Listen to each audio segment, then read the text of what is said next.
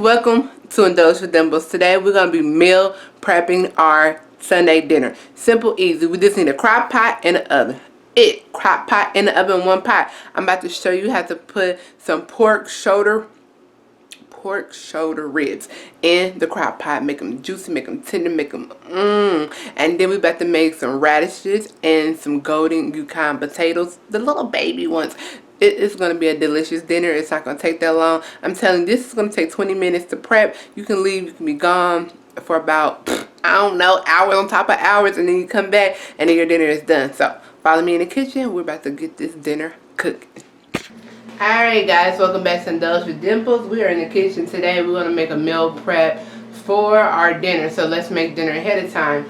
Over here I have some pork shoulders, ribs. So they're cut, they're nice, they're meaty, they're juicy. I got them on sale, which you can see. This is very low carb, keto friendly. Well, I want to say it's low carb, keto friendly, just without the potatoes. But over here we have roasted red. We're gonna roast some red radishes and potatoes. So I have the golden potatoes, but if you want to make it keto friendly, you just take the potatoes out and just cook the radishes. But I'm going to do a mixture of both because I'm going back to eat my 1 meal a day. So that's another story for another day. So what we're going to need is a crock pot, and we're also going to need the oven because we're going to roast the potatoes. But at the end of the journey, everything is going to go in the crock pot, and it's going to be seasoned very well. So let me do a rundown of the seasonings that we're going to be using. I just seen this King Ford seasoning, and we're going to use that garlic and herb on our roasted potatoes. We just have our famous garlic that we always use. You're going to need some type of oil, whatever you like to choose.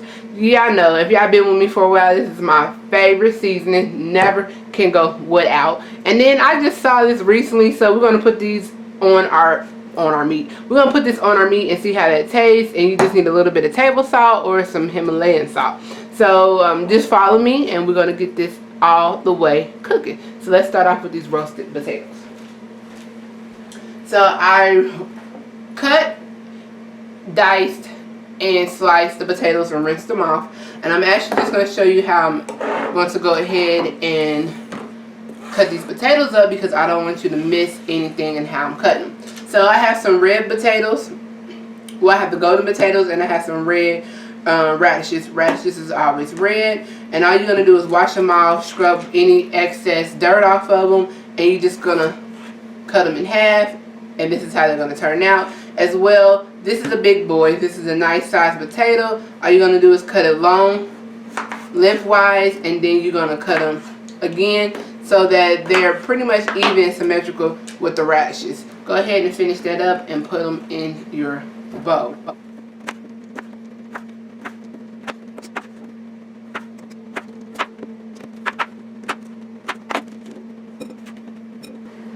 Alright, so we have them in our bowl. So what you want to do is use the olive oil that I was showing you. Whatever olive oil you choose to use, you're going to put a nice generous amount of olive oil on your potatoes and your radishes. And then you're going to go ahead and we're going to sprinkle some garlic salt and garlic pepper, depending on what you have. I have garlic pepper right here. That's going to give it more flavor. And then I'm going to go ahead and put this mixture of garlic and herb, which have salt in it already. I'm going to do that. And be very generous. Okay?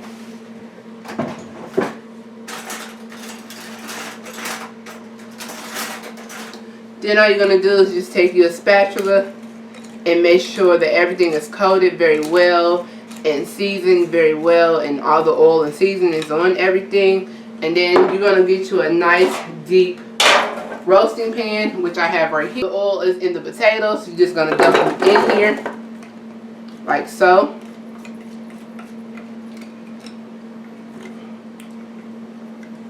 Look at all that seasoning goodness that we got going on. Alright. And you're just going to make sure you toss everything in the seasoning and the oil.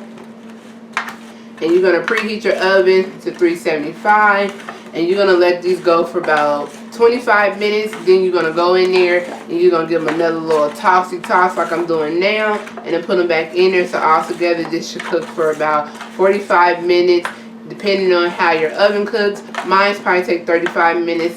Take them out, let them sit. Bam, bada boom. What is you saying? Make sure they're not on top of each other. So you want a nice big enough pan so that they're all are in here and they're sitting in their own little spot. Okay, so I got these pork shoulders at the store and I was like, OMG, why not cook this up for a crock pot meal? Simple, easy. Now you can put this in the oven if you want to, but clearly I'm not doing that. So what you want to do is go ahead and you want to rinse these off. Make sure you wash all your meats. Anytime you get meat, I don't care if you got it from the butcher and he said he washed it, make sure you wash it yourself. Look how marble and beautiful these are. So I'm going to go ahead and wash these up for y'all. So we're going to wash these up. Once you wash them up, I just put them in the same bowl that I used the potato seasoning in. More flavor, okay? More flavor. So make sure you get you a nice crock pot. If you're cooking big ones like I am, mine only have 4, but if you're cooking more than 4, you want to get you a big crock pot. I have a nice size crock pot. So in the crock pot, you're not going to put any water in here because the fat off here is going to render, it's going to steam, it's going to make its own juices. You're not going to put any oils or butter. You're not going to put any of that stuff in here. This is why this is a keto-friendly, low-carb meal. You're going to put your crock pot on high. Start it off on high. What you're going to do is layer these nice babies in here, okay? Just layer them in there. Make sure they have their own room. Now, if you want to, you can cut these in half and you can put them in there, but look how big these boys are. Okay, that's going to feed about 4 people. And they should have leftovers. I know I'm going to have leftovers, so they should have leftovers. And I'm going to get you a little closer so you can see what I'm doing with these seasonings, okay? Because I'm going to bring it to life. Now, you can cut up some peppers and onions and do what you want to do and put them in this pot. It's up to you. You know, I like to clean out the kitchen, put some good stuff in there and make it better so you can do what you pretty much want to do. So, what I'm going to go ahead and do, I'm just going to add my favorite seasoning right here. And I'm going to sprinkle a generous amount just to coat it.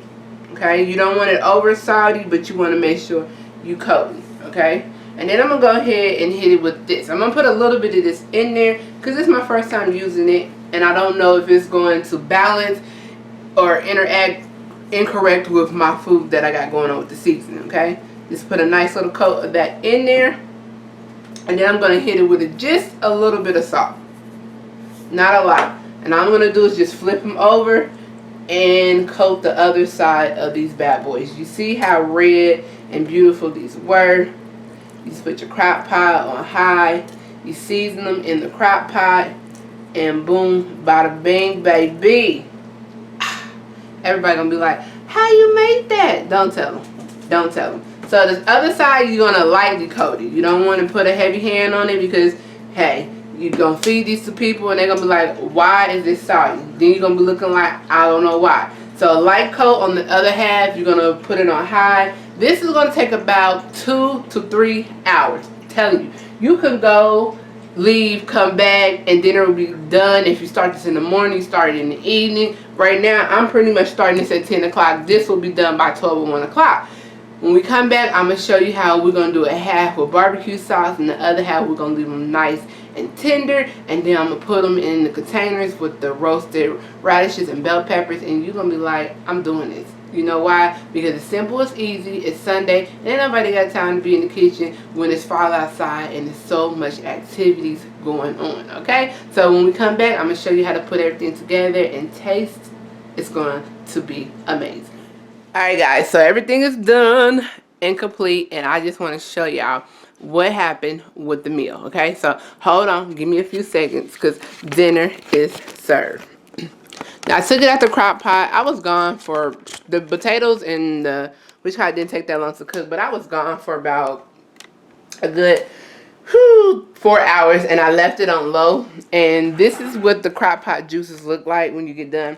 So that's why I said do not put any water or anything in there, because clearly you can see that, let me scooch that back, the fat had rendered off, and this is what it looks like. So you actually cooking a healthy meal because the fat and all that renders off. And I just took it out and I just set it in our pan right here. So I took it out the crock pot because I didn't want the meat to be sitting in the juices.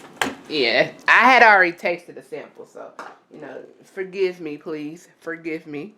But yeah, this is what it looks like. So this is the roasted potatoes and the radishes. They are delicious. They're yummy. You can't tell the difference. What's a roasted potato? What's a radish? What's a what? Good, juicy, flavorful. And then I just want to show y'all the meat. The meat is flavored. So delicious. Look at that. And it falls. I mean, was it on the bone? I don't know if it was on the bone or not. But look how juicy and tender that is. So I let it cool off. I still had to get me a little sample in. Look at the flavors. Look at the juices on my hand. So, if you like this, like it. If you want to be a part of the Indulge with Dimples cooking crew, hey, subscribe. Leave a comment down below. Share the video. Watch it over and over again. Put it on repeat. Until next time, I see you next Sunday with a delicious ooey gooey meal. Homemade, all with love.